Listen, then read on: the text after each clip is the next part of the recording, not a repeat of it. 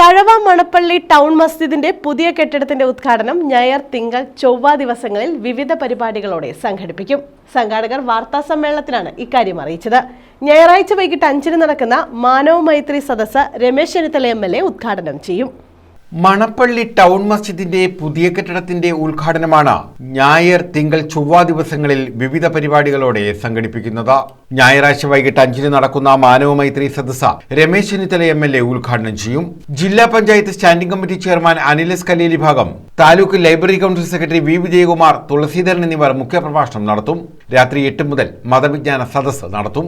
തിങ്കളാഴ്ച വൈകിട്ട് 7:30-ന് അൽ മിൻഹാജ് ദറസ് ഹാൾ ഉദ്ഘാടനവും മതവിജ്ഞാന സദസ്സും പാണക്കാട് അബ്ബാസ് അലി ശിഹാബ് തങ്ങൾ നിർവഹിക്കും.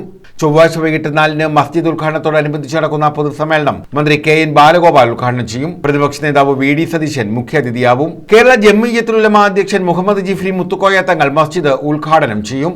ഉദ്ഘാടന ദിവസം 25/2/2025 ചൊവ്വാഴ്ച ഉദ്ഘാടനം, മസ്ജിദ് ഉദ്ഘാടനം, പൊതുസമ്മേളനവും സയ്യിദുൽ ഉലമ സയ്യിദ് മുഹമ്മദ് ജിഫ്രി മുത്തുക്കോയ തങ്ങൾ അസർ നമസ്കാരത്തോടനുബന്ധിച്ച് ഉദ്ഘാടനം നടത്തുന്നതായിരിക്കും. അധ്യക്ഷ സ്ഥാനത്തേക്ക് സലീം ചെറുകര, മണപ്പള്ളി ടൗൺ മസ്ജിദ് Milad Sharif committee.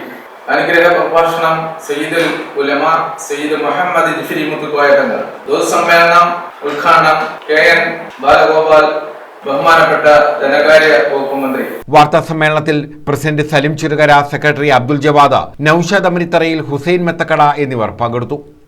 News bureau, Karunagappally.